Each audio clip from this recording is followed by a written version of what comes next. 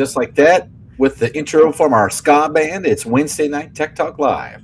Brought to you by Mr. Waff Racing, and Yeah, thank you for doing that. Man, well, I tell you what, it seems slim in here tonight. I don't know what's going on here. Well, we got the normal suspects in here, about the same count as when we first go live. But Oh, it is really? what it is.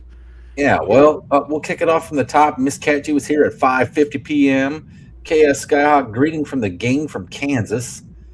Fab Race Mod Repeat, hello from the Fab Race Mod Repeat layer. And Mr. Fab Race Mod Repeat is working for himself now. He owns his own business. And Wow. it is I don't know if I could tell anybody this because I don't know if he's done a video on this yet. Maybe I shouldn't say anything. Yeah, don't say nothing. Let him surprise everyone. Yeah. Let's see. Bruce Cult Jim was here. Slant Day of the Garage. Matthew Ward. Kerosene Cucumbers, the greatest name in all of YouTube, and I just screwed it up. Lumpy Wi-Fi B, Val 360 Jimmy, Plymouth on Plywood, the Tasman, which is Mopar Al, and SSR Performance. Hey fellas, no on E85. Let's make that no.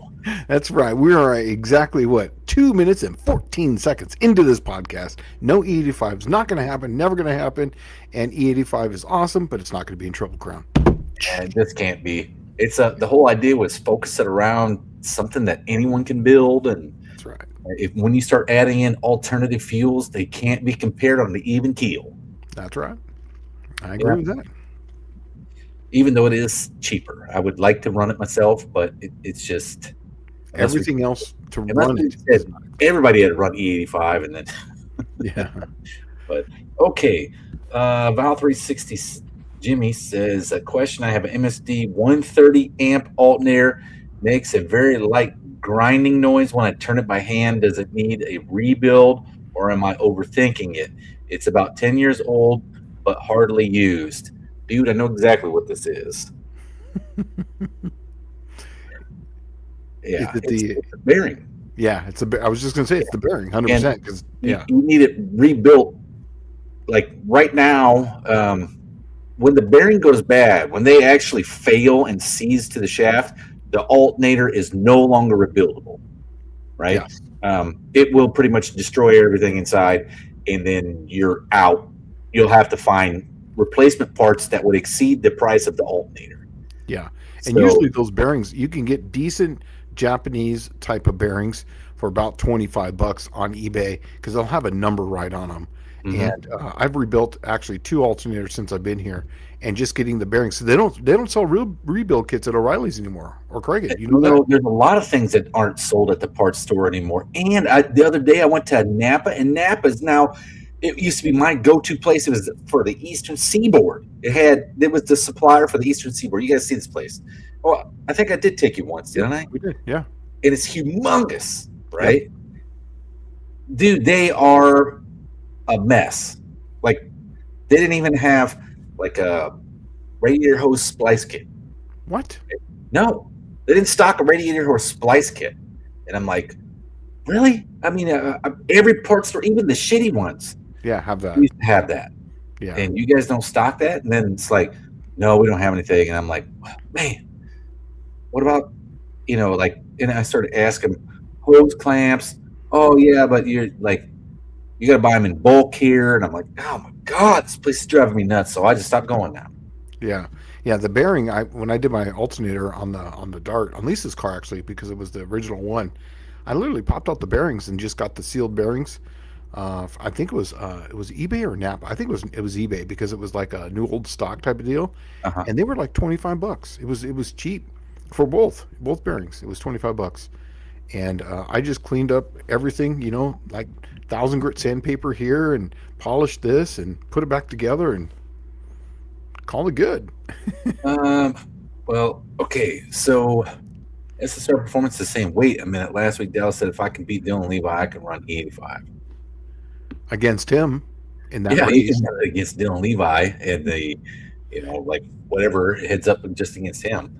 But not in the Triple Crown class, you cannot. Let's see. Indirect Connection says, hello all. I waved on the way through Memphis today. Perfect. Thank you, man. I could feel you. I felt you, man. As I was answering your question, I could feel you there. By the way, I sent 2 emails back to you today, and we'll get you hooked up, man. Well, here's some plywood says, I think uh, my neck is in your woods. I'm at Fort Pillow near Covington, Tennessee. You're near Memphis. That's where Oh, you're at. really? Yeah. So Where's Covington? Covington isn't that northwest of you? I have no idea, man. It's like north of Millington, I believe. Oh, Covington. okay. I think that's right. Let's do a little quick little map search Heck yeah! Just type in Covington, Tennessee. Fort Pillow. I'm going to try Fort Pillow, Tennessee. And Val 360 Jimmy says, can't believe it needs bearings already. It only had a few hours of runtime. Thanks, guys. Well, and it could have been that the bearing was rusted it may have been sitting in the package and got a high humidity or something. Or what you can do, I cannot remember if this is the way doesn't an alternator have brushes on it? Yes. You can pop the brushes out and see if it goes away. And if it doesn't go away, it's the bearing. Yeah, and I've actually done this too. Is that sometimes just that polishing up that 1,000 grit sandpaper, just cleaning up where the brushes go onto that, it usually cleans it up right away, and it's usually pretty good. Yeah, but that's the only thing you can do is it's either the brushes or it's the bearings, right? But generally, if it's grinding and you can feel it in your hand, it's almost guaranteed a bearing. And usually what does that, and I tell you, I was a big victim of this, is you're over tightening the belt. Because if it's tight when it's sitting there, it gets even tighter when it's running, because the centripetal force is pulling on that belt. So just know that. All right. So Andrew Nelson is here saying good evening from Team Nivlac 57, and they are killing it with their the Hot V. I was watching that for the past couple of weeks. Hot V. So is that the one with the reverse engine? Yeah, where it's the exhaust is the intake now. Yeah. So, and then where the intake manifold was, it has all of the exhaust coming in and making one giant 8-to-1 collector. You know what's funny is that the first time I ever saw that was when I worked for Crower. He had one of those engines back there that was a reverse flow, and I'm not sure what he did it for, but that was the Ford, like the Gurney Westlake 255. I don't remember. Whatever they were. They were a small cubic inch. It was a 289 with really short stroke. Right? Yeah, it was tiny. Yeah. And then it has everything's reverse on it. It's a Hot V. And they were doing it. I want to believe they were doing it not for turbocharging, but they were doing it for pulses themselves, which they had then they could control when it was set up like that. They could control how the exhaust was routed. Yeah. And it gave it the perfect exhaust, I guess, system to where the pulses worked in support of each cylinder instead of against anybody. Because on a V8, you had told me this before, which I'd never thought of it that way. But on a V8, there's always two pulses next to each other. That's right, exactly. And those, if you think about it, has to be on an opposite bank, right? Mm-hmm. And that's the only way to do it. Then you change the firing order to where it's a LS style firing order, where it's a 4723 swap, and it's then 2 and 4. Then yeah, and that's always been the thing. And then I remember I was reading some of the papers when I was at Crower about this, and he ran it to where this one fired, then this one fired, then this one fired. So he did it so like it was around. Then he had it fired that it was the exact opposite cylinder. So like when it was in the 8-to-1. So he did it from here to this side. Then he was skipping them, and I don't remember exactly which one worked the best. But this is all before math and all that. He just tried it, and he was able to slip the pipes in and out, made them all equal length, and so he tried all different configurations. And I'd be lying to you if I told you that I remember which one worked the best. But one of them worked the best, and it was actually crazy how he figured it out too, because he just tried all different combinations of, fire on this one, have this one, then fire over here, have this one, fire on this one, have this one. As far as how it went around, so. Well, so Mopar Al's saying, he says that he's the Tasman 1968.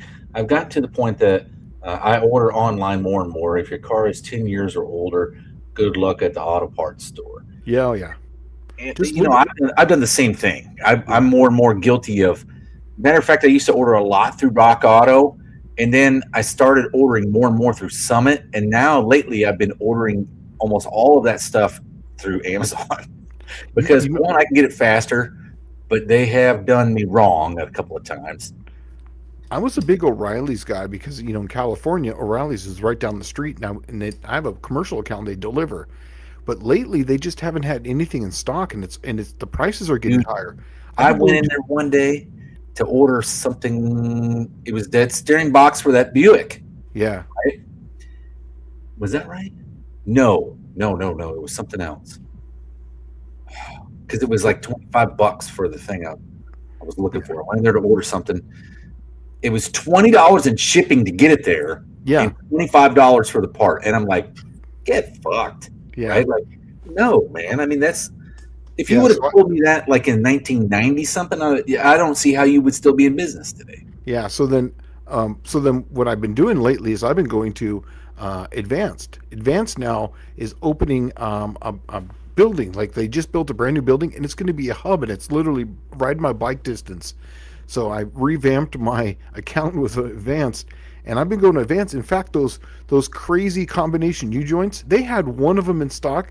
They were supposed to have the other one in stock, but they didn't, just because it just of whatever reason they were, it was mismarked on the box or whatever it was. But those crazy combination U joints, Advanced has, and I was like, well, right on. So I was just there today picking up that right stuff, and they're $3 cheaper than O'Reilly's.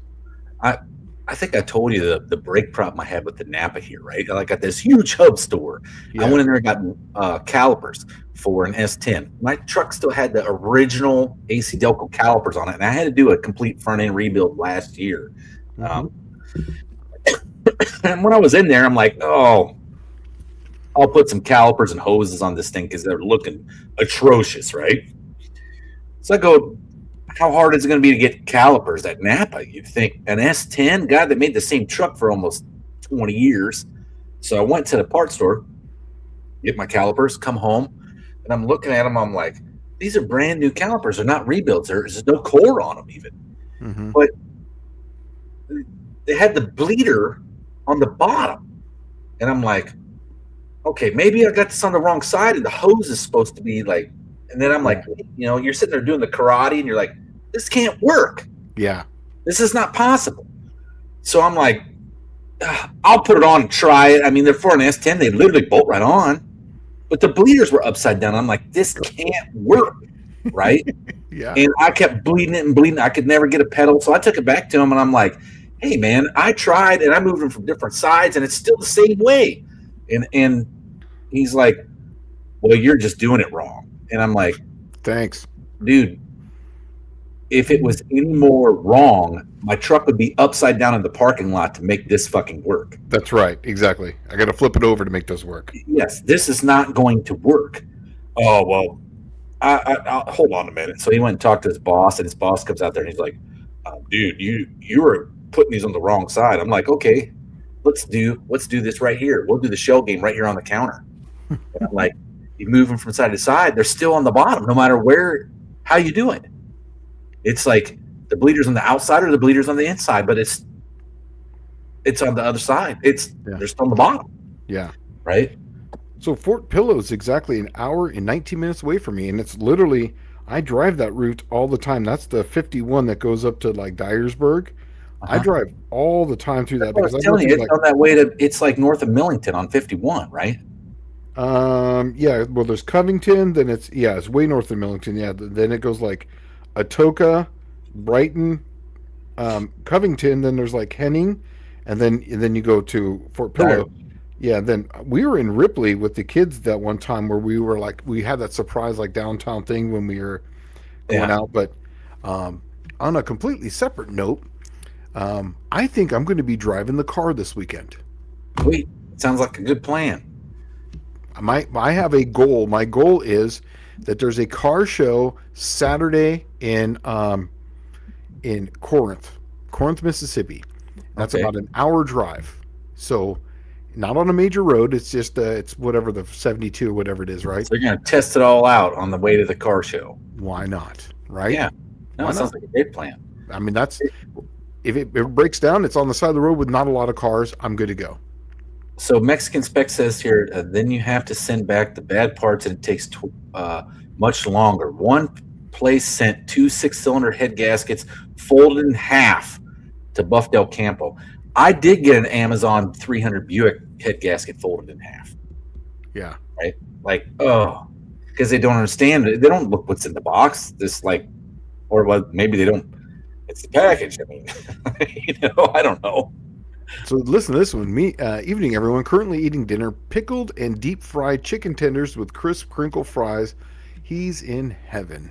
It sounds good, actually. Yeah, crinkle fries are my favorite, man. Because they can hold more ketchup and more cheese and more everything. That's what I like. I like all that stuff on there.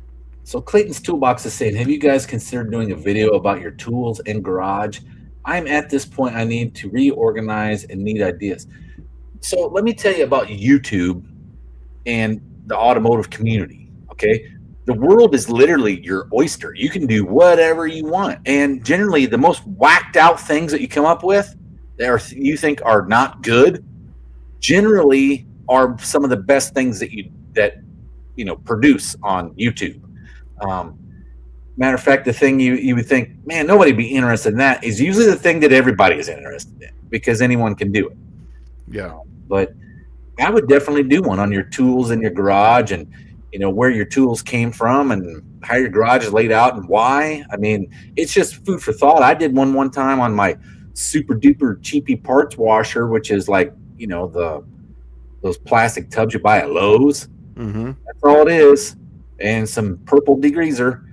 And that's it. And I put that sucker out in the sun on a summer day. And dude, it'll get like 100 degrees in that water because it's black and it'll just absorb all the heat, right? And then that water, next thing you know, the water is just baking hot. So I have a hard time with the tools in the garage because then people know exactly what I have. And if they ever find out where you live, that's the only thing, you know what I mean? So I don't really do that too much.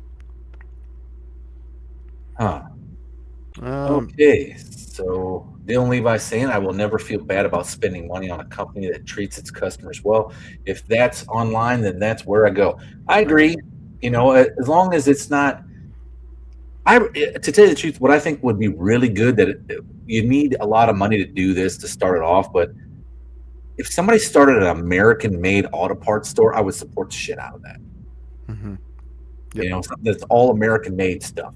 Like literally a store front where you can go order parts, but yet they'll drop ship and mail to you and the whole 9 yards. Everything you're getting is American. Yeah. I would do it. This is a good one. I've often wondered why exhaust valves are smaller than intake valves. It's a really simple reason. The exhaust is under pressure. It's under high pressure. And it literally doesn't take much to take it out because it's considered blowdown. Where on the intake valve, it creates a low pressure zone and it doesn't suck. It literally puts in a low pressure zone and the atmosphere pushes it in. So therefore, because it's being pushed in from the atmosphere, it needs a bigger area to have the same amount of flow. Where on the exhaust, it's under pressure. It's under 50 times the expanded pressure that it normally is. So it wants to get out. It's that simple. It's exactly what it is. Yeah, and Shane could probably tell you what the mathematical equation is. If your intake valve is X to the X this big, it's like 75% or 60% or whatever that number is equals the ideal exhaust valve size. Yeah, well, it's port flow. Typically, 80% is when you're doing cams. Everyone has a discrepancy on this now. With new heads, it's a little different, but because of the percentage and how the velocity works. But on older engines, it was, if you have 80%, you typically would have the same camshaft, typically, duration of 50. And then depending on if it was lowered, like say to 60%, typically you would be like, say, 10 numbers or 15 numbers. So you'd have 220, 235. So that's little stupid stuff like that. I was actually just talking about the side diameter, and I was always told if you have let's say you got a 2-inch diameter, the other one's going to be, for simplicity's sake, 1 inch. Let's say you got a 1-inch intake valve. Yep. It would be like 60%, so you'd have a 0.6 exhaust valve. Ratio. Yeah. 0.7. Yeah, and that's where you start just based on size of the valves. And what you'll find is a lot of engines are over exhaust valve anyway. Mm-hmm. they don't necessarily need one that big because the when there is cylinder pressure involved in that, when you have an explosion, you're going to have cylinder pressure, and that hole could be almost nil, and air is still going to it's still going to escape. That's what I'm getting at. And the reason why they're so big is literally for downstream, is because you're trying to push that cooler exhaust that now's got denser out the tailpipe. It's not necessarily right in the engine; it's the cooler exhaust way at the end. Oh, Danny Boyd says below that Amazon got me new belt wheels for my garbage picked Honda mower with the bag, $35, and new shelf rails for 2020 fridge in my house.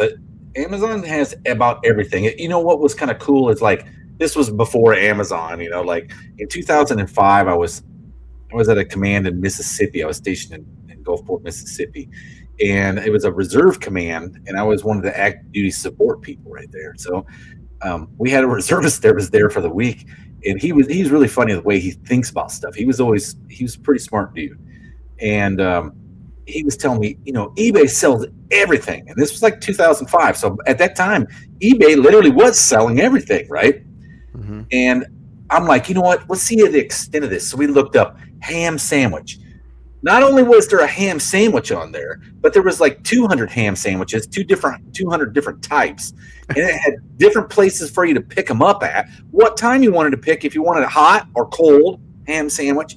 I mean, it was like amazing, right? That's awesome. So we started looking at other stuff, and we're like, what's the most weirdest thing you can come up with? Let's see what's on eBay.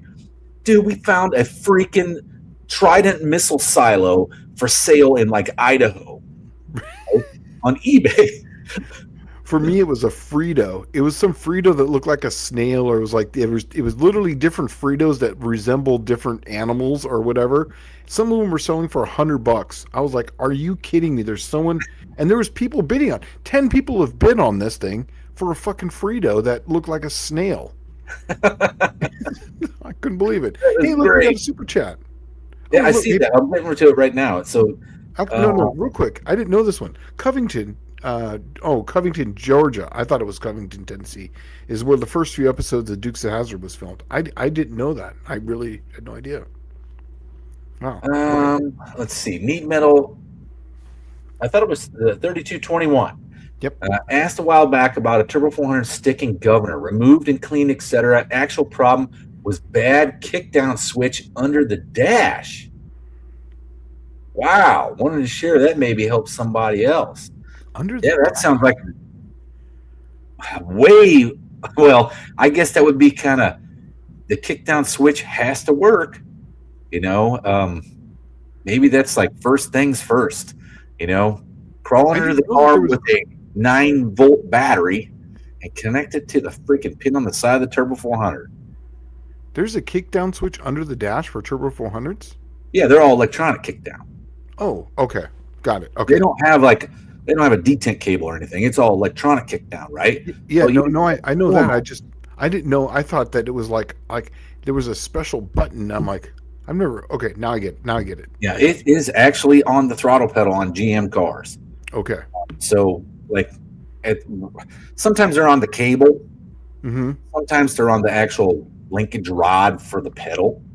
But I've never dealt with a stock 400 transmission ever in my life. Every 400 I've ever had has been a racing transmission, and they've never had anything on. They've been full manual valve body. So I honestly that's not true, man. You took my total switch pitch, my 67 switch pitch, but it wasn't on your car. Like I have never dealt with one on a car like that. I've never seen that before. Yeah, well, that's a good heads up there, Need Metal, because that would have probably driven me crazy. Yeah. Well, I don't know. Once I pulled the governor out and I saw it was working correctly, I would have been like, it can't be the governor. Yeah. It's got to be something else. But, man, hopefully that governor wasn't sticky. Yeah, right? Yeah. So thanks for that super chat, man. And I'm glad that you threw that out there because, you know what? I do remember that question. I do too. And I honestly, if I would have known that, because I always like to do the easiest things first, I had no idea that there was a switch that was an electronic switch under the dash for any Turbo 400s, because everything I've done is I've rebuilt them. I've put them in race cars, but I've never put one in a stock style vehicle before, ever. Well, Fab Race Mod Repeat said it took me 5 tries to get a non-sticking Super Duty caliper from O'Reilly's. Wow. I'll tell you my story. Okay, way back in May. This is the story of my life, unfortunately. But way back in May, my barber that cuts my hair had a problem. He had an old 92 Roadmaster with a bad steering box on it. I crawled up under there. The Pitman arm seal had literally worked its way out and was just pouring fluid out. Obvious diagnosis, real simple. Hey, man, I can replace the steering box for you, no problem. Okay, so I go get a steering box. I ask him, where do you want to get it at? We got Junkyard, you got O'Reilly's, or we can order American-made piece, right? Junkyard, you're probably going to get one that's just as old or just as beat, and it will only last for a certain amount of time. O'Reilly's, right down the street, $190. They got a lifetime warranty on them. You got to give them your old box. American-made, the only one I'm aware of is Redhead. Right? Redhead steering boxes. They're really good steering boxes, but the only one I know of made in America. Anyway, I put 3 steering boxes on this Buick. 3. And it kept blowing the Pitman arm seal out. And it was driving me nuts. And I'm like, is the pump? I started thinking, is the pump overpressurizing? And well, no, there's no way the pump can overpressurize because it literally just pumps, right? Mm-hmm. It's limited by the volume that it can push. Yeah. So it cannot there is no overpressurization valve on it, right? Have you ever seen one that has one? I've never have. Mm-mm. And so I'm like, it's got to be the box itself. It has to be. There's nothing else that can affect it. Yeah. So I put 3 O'Reilly's ones on there. This dude stopped paying me labor after the first one, right? And I was having to eat it every time I'm going out there. So then I'm like, hey, man, we're going to split the difference on this. Because after I put the third one on, I'm like, I ain't doing this for free anymore, right? This is eating up my days. And I would only go like 2 weeks in between, and this thing would spit out the Pitman arm seal. And the first one, I should have known when I saw it, because I'm like, man, I've never seen RTV on the Pitman arm seal. Usually it's like the first thing you see is the C-clip, right? Mm-hmm. And I should have known. So I'm going to skip on down here because these guys are just talking about things. But SSR saying, what's our Dyno Day roll call? That's a good question. I'm down. I'm trying, like I said earlier, I'm going to try to drive it to a car show this weekend. If that works, then I'm going to just drive it up to, 3 hours north. How about that? So I got, all right, I am going to try to have my surprise vehicle for No Name Nationals at this Dyno Day. Okay, I would like to do that. I don't know if I'm going to make it, but I'll try. And so, I mean, put me down for something, even if I don't get that surprise vehicle done and I get it done for No Name Nationals, great. But I'll come up there for the Dyno Day just to be there, right? I'll bring my Suburban and put it on the dyno. But yeah, I don't want you guys to have to go through the headache of not having a lot of people. But I would like to see some of our No Name Nationals folks there if they can to try to do some dyno pulls. Yeah. Yeah, no matter what, just show up. Even if you don't have something, show up. Right. We'll make bets. We'll make bets. How about that? We'll put a pool in, and then each car that goes up there, we'll just have people put down and write it down without anyone knowing about it. We'll roll the number, and then we'll just say who's got what, and there'll be a $20 bet in. Here's what I think is fair for these guys at SSR, because see, if they block this out of their schedule, they're going to take time out of their schedule to run this dyno for everybody else in the group. Yeah, right? They make half of that money. Yeah. Right. So we're all going to pitch in, like, say, $100, and then if you get 5 people, it's worth the day for them to do that, right? Now, if we don't have 5 people and there's only 2 people, that sucks for them, and that sucks for us, okay? And I think the smart thing to do is we draw a minimum on it. Let's say 5 people is the minimum. Yeah. Okay? If we don't have 5 people volunteer that they're going to be there and say that they can be there by, say, next week's Wednesday Night Tech Talk Live, then we are going to have to pull the plug on the thing. Yeah. Because I don't want to screw the SSR guys. This is something that they're doing for us. And also, too, what we'll do is to make the money is like I was just saying. Everybody, like you say, you want to bet on it. You bet $10, $5 goes to SSR Performance. So whatever. Let's just say this is a 200 pot on each car for a guess. They'll get the 100, and the other person who gets their guess will get 100. So that way we'll make a little game out of it. So like I throw my dart up, my slant up there. Let's just say someone guesses 120, someone guesses 140, right? Everybody who guesses putting $20 in, and then whatever it makes is what it makes, and we tune it up and get our best out of it, and then we'll go from there, and we get some money for people. That will definitely help them out. So SSR Performance is also saying to continue the exhaust valve size compensation, a lot of motors you can put a smaller exhaust valve in and pick up power. The smaller valve on the same seat is less surface area in the way of the exhaust, which makes sense, and it's also one other thing that no one's thinking about is lighter, right? Mm-hmm. But that's the same seat, and you probably only got about I'd say 30 thousandths margin of error difference on that. Yeah. And what he's talking about is because it's a blowdown, but this is also too is that like it's on the dyno, bigger exhaust numbers, duration at 50 will always make more power and hold power longer out the back door. So it depends on where you're talking about it making power. It's not going to be, across the board. It might make more in the mid or more average power, but Oh, and he's saying right here, so if he's going from a 188 to a 180 exhaust valve, it's an easy 20 horse. Yes, I can see that 100% working because if the seats being the same, you have a smaller valve going in there, so that way there's less turn and go around because it's such a high pressure. It would technically also open sooner. Yeah. And it would close later, and the velocity would be higher because there's less valve in the way of the port. And yeah. Danny Boyd saying back to your Frito is saying they taste better when they look like Jesus.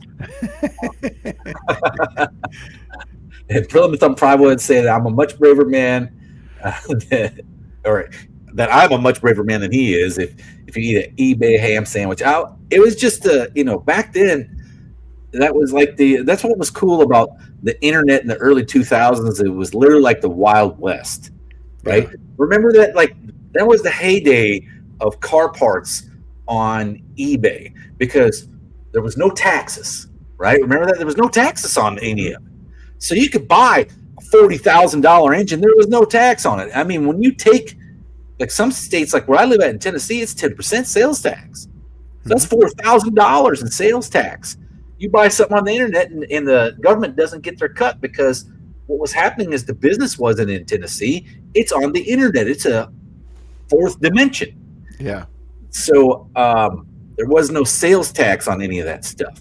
And that's what worked out really good. So there was a lot of things being sold on there for a considerably less price because there was no sales tax. And it wasn't until recently that we even allowed that to happen, which should have never happened. But yeah. And he goes, Levi, I think the gas station sushi is guaranteed to get results. Ron saying that I really disappointed to find out O'Reilly's Auto Parts attempted to purchase Napa. I was thrilled when the deal fell through. I didn't know that it actually did fall through, so that's good to know. I'm really happy about that because Napa's always been kind of I was always held it in a higher tier. That's how I did with it too. And if they were going to be with O'Reilly's, I wanted no part of it. Dude, I remember rebuilding that white 96 or 94 Ford I bought out there in Southern California. Do you remember when I first got it? It had 351 Windsor in it. Yeah. And the roller cam motor, it had one bad rod. It had been stretched and over revved. I think actually it had blown a head gasket in it, hydraulic, the one cylinder. I think is what ended up happening. But I went down to the Napa there in Kearney Mesa, and I bought a single rod for a 351 Windsor, and it was already resized, and it was easy to put in because there was a full floating wrist pin, and it was just like a piece of cake, right? But you go to O'Reilly's and try to buy a connecting rod, I think they're going to laugh you out of the place. Yeah, they have no idea what that is. Yeah. So Dizzy's in the house, so I'm pretty sure that Dizzy is going to be going to the Dyno Day. So I know that there's me.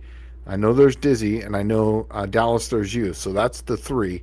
And up there earlier, Dylan said that he's completely out because he's going to be gone for a week. And And I can tell you that not this next Wednesday, but the Wednesday after on the 19th, there's going to be no live tech talk because I will actually be at the Foundry in California for a week.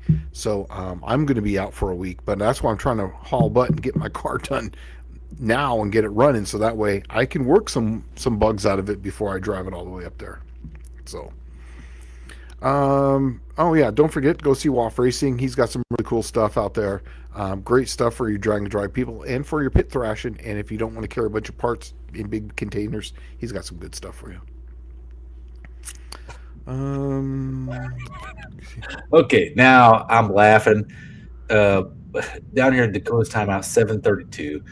He says, "Hey, did y'all see my comment on my Ford 400 Pistons?" I did. We went right past it. I mean, to tell you the truth, I'm kind of glad we went past it because I get tired of talking about cheap shit that you get or getting begged about getting free parts. So I just went right past it, and it was like I didn't feel like just bragging about what you got. But then he said, I bought a brand new set of standard bore Ford 400 dome pistons with a 7.5 cc dome, also gas ported. Okay, I'm going to name that 400 the $25 Buick Killer. I don't know. I don't know what you're trying to kill. Horsepower, you might run all over me. You know. You guys should have the battle of the 400s. I like what Danny Boyd said here. The Ford 400 and the Chrysler 400, you can make them stand up loud and proud against anyone else's 400. Oh, well, I've said this a million times. Me too. It's my favorite engine. Well, those engines, they got such a bad rap because it came out at the fucking worst time, right? Those engines were 100% reliant upon compression ratio. And you know what they had dumped in 1971? Compression ratios. Yes.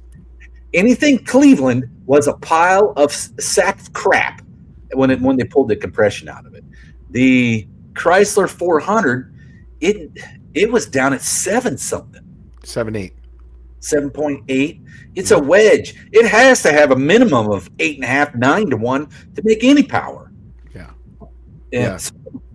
But the Cleveland, the poor Cleveland, those are the ones they had to have 10.5 for them to be for them to work well. It's just like a big block Chevy. When they neutered the big block Chevy, they took all the compression out of the big block Chevy. They became sorry sacks of crap. You know, my favorite engine I ever had was my Chrysler 400. I've had a lot of them. I've had 440s. I've had 3 or 4 different 440s and different builds of it. But I had that Chrysler 400 in that Dart. And man, I used to beat the crap out of that thing. It would RPM to the moon. The 440s just couldn't get there, but that 400 would. And I think I did have one that was a 400 that was a stroker. It was a 440 crank that was turned down, and it was in a 400. It took some of the RPM away from it, so I took it away because I wanted to run nitrous and I wanted that RPM. So I put it back to I actually got a 383 crank, which was a forged crank instead of the cast crank. And then I could just rip that thing to the moon. It was awesome. You know, and maybe we should talk about that here. The reason why that 400 Chrysler was so good is the main bearing size. Yeah, it's small. Okay. It's small main bearing because it doesn't have a lot of stroke, right? Main bearing size, I'm telling you guys, that should be one of your deciding factors on what you're going to use. And the reason why I say that is this, and everybody's seen it kind of firsthand because you've all dealt with it.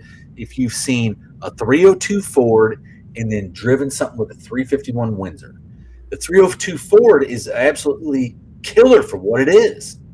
And then you drive a 351 Windsor and you think, man, this sucker's going to be 51 cubic inches more of that awesome 302. No, it's not. It's actually kind of disappointing. It's a letdown.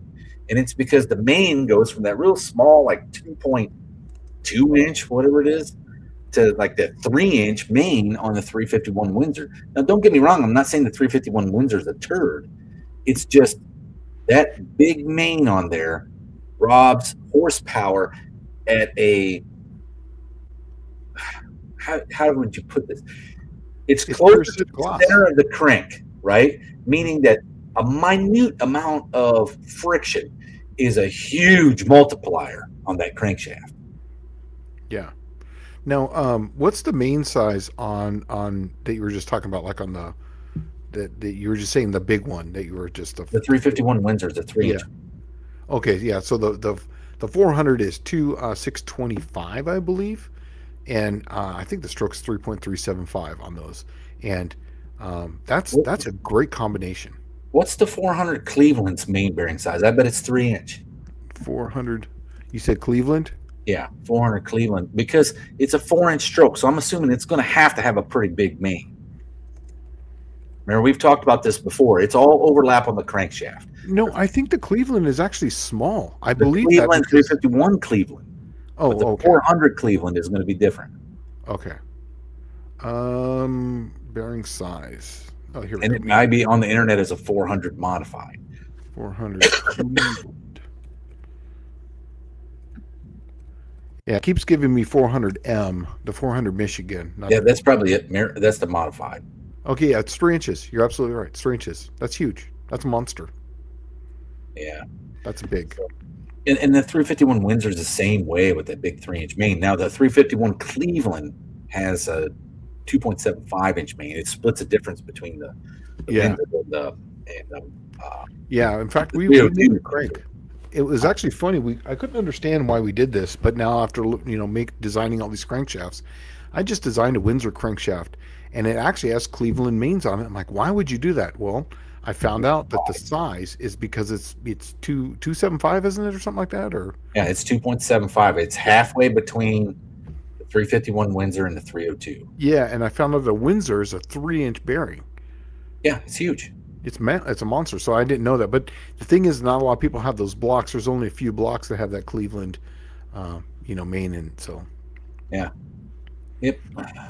Ron saying that there's a foundry, a local bar. LOL. No, the foundry is the Edelbrock foundry. I'm actually going out there to. We've got a lot of things going through the foundry that I designed. So, and they're getting poured. So we're gonna go watch things get poured up the foundry. Plus, I haven't been to SoCal since I left in 2020. So this will be kind of. What's that? Ron Ward saying the only 400 I could see standing up with the Chrysler 400 is the Pontiac. That thing was amazing, clear into the late 1970s. I agree with him 100%. My brother had a 400 in his Firebird, and that thing was an animal. I think the 400 Buick will run with them. I think so. Do. I do. The only reason that 400 was only around 2 years is because 67's when the big block Buick came out, the 400 to 455 series, and it stopped at 69 because 1970 they took off the 400 cubic inch limit in the A body, and that's what was in the A body, like the Skylark and the Skylark wagons was the 400. So they went away from that, went straight to the 455, and that's what they made thereafter. But yeah, Danny Boyd says the same thing. The Buick 400 is no slouch, in A-body Buick with a 4-speed. That'd be awesome. That thing, I'm telling you, it's a different animal than the 455. And how cool would this be? Why don't for the next I said this before. Now that Andy's got his club, let's do a 400 club. Let's do a 400. We do a Triple Crown like type of race where it's the 400s. Well, everybody's got one, right? Yeah, everyone's got a 400. Boy, I think what we should do is get together with this whole deal and be smart about it. And we do, just like he says, Triple Crown style. But what it is you're doing average torque and average horsepower per cubic inch. And that way, if something's a 406 or something's a 408 or something's a 396, now when you throw the big block Chevy in here, you're going to be hurt. Right? But do they have a 400? They got a 396. It's not a 400. 20 over, it's 400. Yeah, I know. I got you. It's a 396. Yeah, but I'm telling you that my 400 that was in mine. Now, this is not the Stroker 400. This is the 400 that I had that had the 383 crank in it. I would whoop up on 396 Chevys because they would put too big of heads on him. And I don't think they have any torque compared to the other ones. No, he had nothing compared to me. I was up and gone, and he had that in a Nova, and I was in the Cookie Monster. And I was just eating him, not Cookie Monster. I was in the 70 Dart, sorry. And I was just eating him alive. Yeah. Wheelie King says, yes, that would be a 452. That's exactly what it was. I didn't like it. It just had too much stroke in it. I just didn't. I When I got used to the RPM of a 400, and then you put the stroke in it, and then you have the same style of head, it just brings all the power down, and it especially with the 4-speed, it just took all that fun out of it. So when I went back to a crank, I sold that crank, and then I got a 383 crank for it. I got all that fun factor back, and it was really good. I really enjoyed it. He says the company says that this Pontiac 400 tore before it tore up would eat Chrysler 400's lunch any day of the week. I'm telling you right now, that didn't happen with me. I'm telling you. You know what? Maybe that's what we should do. Is we should do an off-season thing over at Andy's Dyno and just be like 400 cubic inch. It can't be any bigger, right? Well, I mean, I guess you gotta allow for some leeway in there. Well, you know what? Like I said, it's already kind of averaged in there. You're doing average horsepower and average torque per cubic inch. Yeah. Ron is absolutely right on this one. He says Dallas, great comparison. 347 stroker would outrun a 351 Windsor. I agree with that because the 347 it's not only it's such a smaller engine to begin with because it's made on 302 platform. It's got smaller bearings and it just revs faster. It does. They like to rev the small block the small cubic inch 289 to 302 family. Mm-hmm. I'm telling you, that is one of my favorite small blocks. There is really, that is. I love them. They are so, I don't know, 25. It's like a 383 400 Mopar on a small block platform. Yeah. Right. They get to 2,500 and it is like there's nothing like them. They literally pull like a freight train from 2,500 to 6,500 in just about any combination with a camshaft. Right. I had my 400, and remember that cam that we were talking about earlier, last week, about the 284 484 cam. That was the purple. Yeah, I had that cam in my 400 when it was still. That was the first thing I did was put that in there. That thing woke that thing up. And remember, the 400 has got that big ass bore with that short stroke. So any head you put on there is going to be better than on a 440 because it's got a bigger bore, So it just works better. It's like literally designed for that platform, and it just RPM'd. Dude, Racer Ray, you know what? I'm going to go on a limb, and I'm going to say this, I think, today, maybe. Okay. Racer Ray is saying, Tech, is there any reason to expect changing carburetors requires changing ignition timing Holley to Q-Jet? Yes. I'm going to say yes because we've not Q-Jet, but we've done it on our dyno, and I'm telling you that depending on how the atomization of the fuel is, I was going to say it's the curve, it's the fuel curve that dictates that. If you had an optimal curve on both of them, you're not as far as timing curve or fuel. Yeah, fuel curve. Oh, okay, because we had it locked out, but for us it was because we have a Plex system, and the Plex, what it does is it detects knock, right? And it tells you how close you are to knock. So we've tried Holley's, our VRS and everything, and the VRS is why we improved it so much is because by lengthening out that Venturi, and Andy had it in his video, it used less fuel and made more power because it was atomizing the fuel better. So therefore, you sometimes if you have less fuel in there that's in bigger droplets, it tends to want to be leaner, and you have to run more timing for that because it needs to have the longer lead to burn all that crap off, and it's an inefficient burn. So I personally have never ran a Q-Jet, but I know that from a Holley to a VRS to an AVS, we did that test, and yes, it's not much, but there are some timing points, a couple degrees makes a difference. What I've always noticed is the Q-Jet, the primary being so small, the velocity is really, really high through those through the carburetor, through the primary. So it's going to atomize good there. It is going to atomize good, but because it atomizes well, you have very quick throttle response, which allows for a quick timing curve, right? Mm-hmm. That's the one thing I have noticed on a Q-Jet setup is it's a lot faster timing curve than what you would normally use with a Holly or an Edelbrock with the larger primaries, Okay. right? The Q-Jet doesn't sound as healthy as the Holly or the Edelbrock because the primaries are so much smaller. It's always quieter, and it's when you get into the secondaries when it actually sounds Yep. like it's making power, right? And I think that's I would like to go out on the limb here and say since I'm not bringing something like I normally would bring to No Name Nationals this year, I'm going to help Racer Ray and make this Q-Jet work on this LS. I want to do that, right? I'll bring all my Where's he Q-Jet. located? Could you go to his house? He's in Nebraska, but I'll bring all my Q-Jet stuff. I got metering rods galore out the ass and jets, the whole 9 yards. I also do need to bring that kit up to, if we do the dyno thing, up to the guys at SSR Performance, so they can bush the primaries on the quadrojet. But I really want to help him out. I want to make that work because a Q-Jet on a LS1, I like that idea. But two, I want to show that those things can work. There's a million guys in stock eliminator that ran those things, and they ran good. Yeah, I'm gonna now when we go to SSR Performance here for Dyno Day, I'll have all the tuning stuff for the VRS. I do have a lot of stuff for the AVS too. And I have a shit ton of stuff for the Holly, obviously because they're kind of interchangeable. So I should have a big plethora of stuff there for that. Let's see. Dakota said, where Dizzy is? He said he had a 400 and a 73 Charger, and he put 440 heads and headers. Ran great till his ex-wife totaled it. I wonder. They're the same head. The heads are the same. Yeah, because you ran 906 or 452. Now, obviously they have different things, but you can take one off and put on the other. Typically, the 400s were more smog dogs, so they're really kind of an open chamber.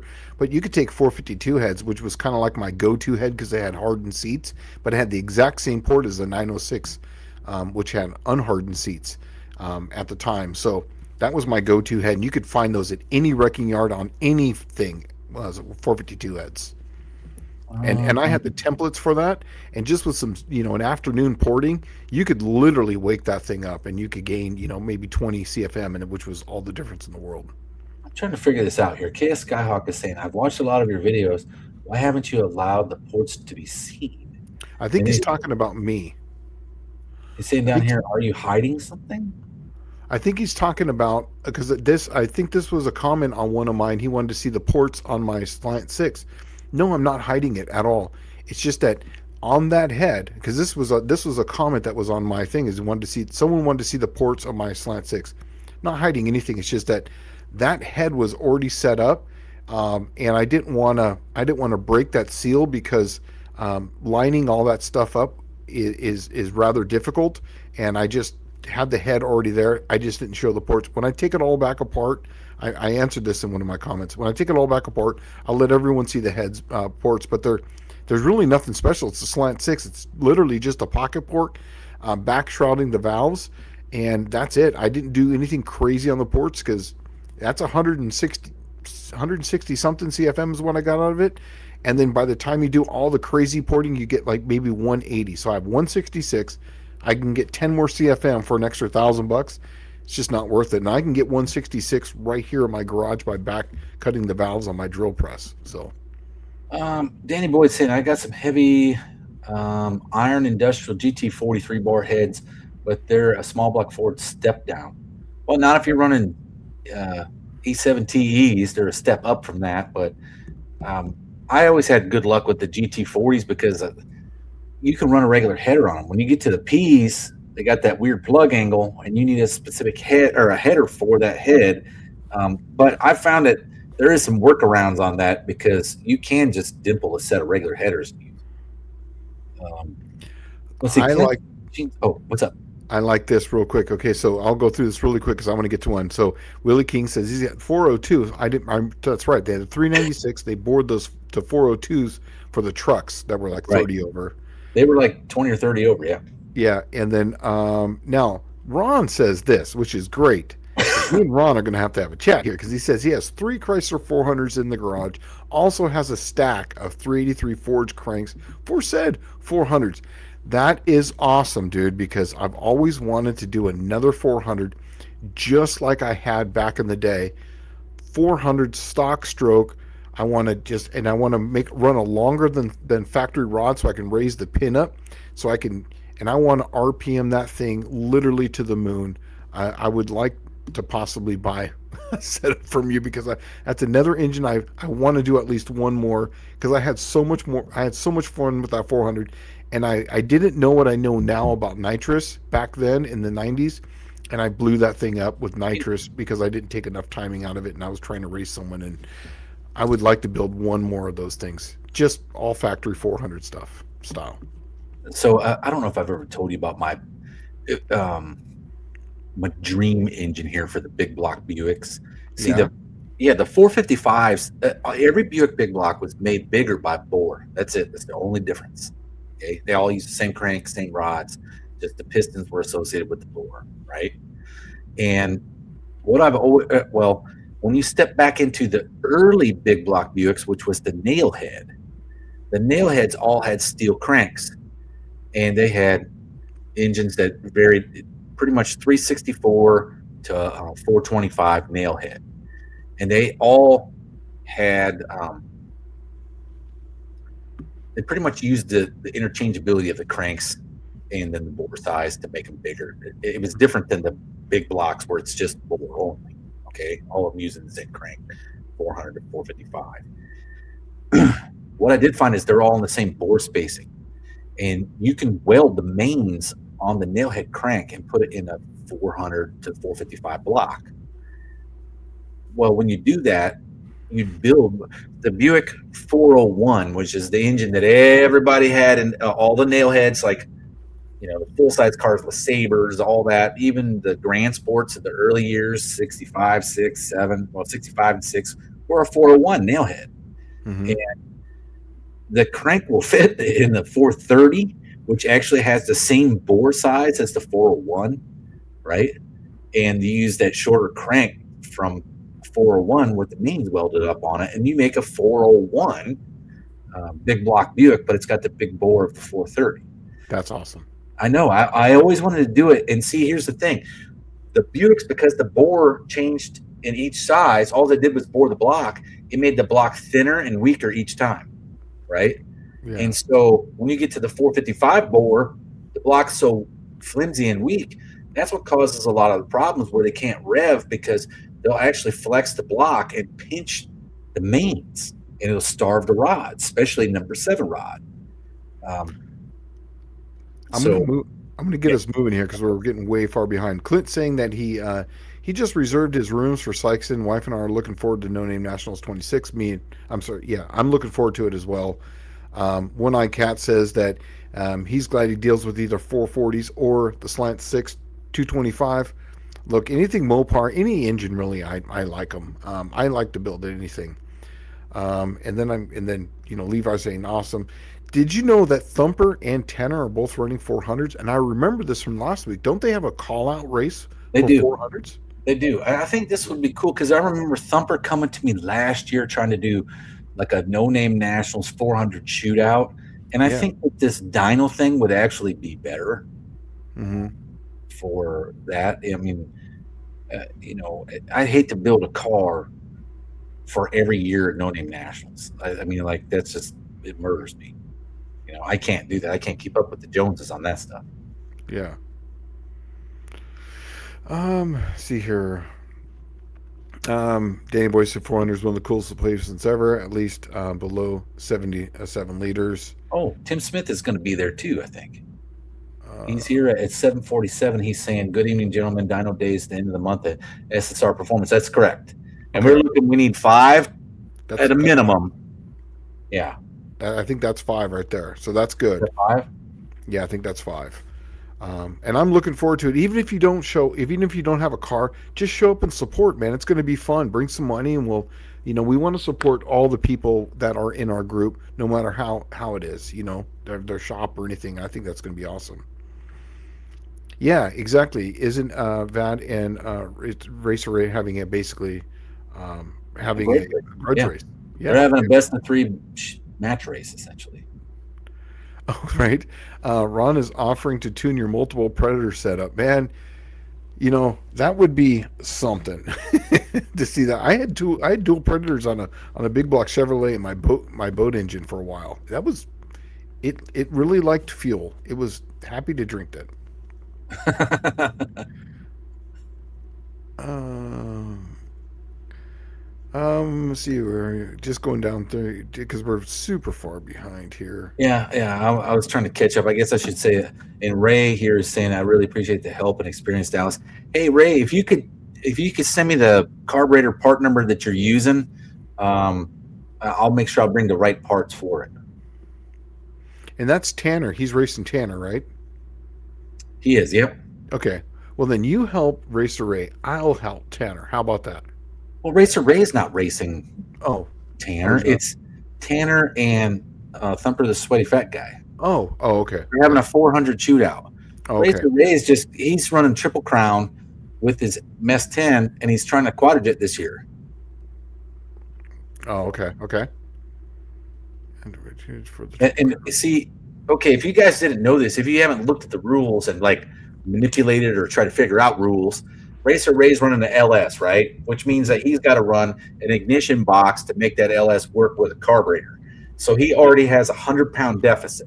Yes. But then running a quadrjet offsets that 100-pound deficit. And gives him 100 pounds off, right? Gives them an extra 100 pounds off. So that's a big deal, right? That goes from being not competitive to being probably one of the best combos you could, if you could figure it out. Yeah. I would say more of a Gen 3 Hemi with the exact same setup. Actually, you know what? Twin. What about this? You run twin tunnel ram with twin quadrojets. That it's going to be really hard to get that to work right. I know, but still, man, I would love to do that. I would love to do that. I'm just a crazy enough son of a bitch to do it.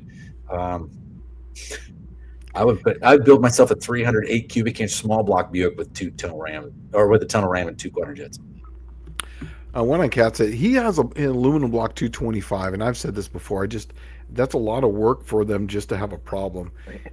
If I had one, I would put so that way there's a block saver inside there. I would put aluminum plugs in there in each corner, so that way it would support the bore. Then I would deck it, and I would try that. I wouldn't build one that was an open deck. I would try to put some sort of block support in there somehow. Like back in the day, we would do the Honda B series engines. I would do something like that if I were to do one of those. But I don't have one, and I don't know if I'm going to spend time on it. So here's one question that Ron Ward's saying is the Slant Daily Garage, would the 400 cubic inch Chrysler ball stud Hemi qualify for a 400 cubic inch shootout? Yes. It would, because it's 400 cubes. Well, isn't that what that 400 was made for? Was for the ball studs? Weren't they supposed to have like a 377 and then a 400 cubic inch? I don't know. I've read only about the ball stud. I've only seen one ever, and not even in person, just in magazines. So I don't know much about them. I just know that they never really, like he says, they never really entered mass production. There are a few in existence, but yeah, that would be cool. If you look at the head, it looks like a big block Chevrolet, how it is laid out because of the big valve cover and everything. I know that would be cool, man. That would be cool.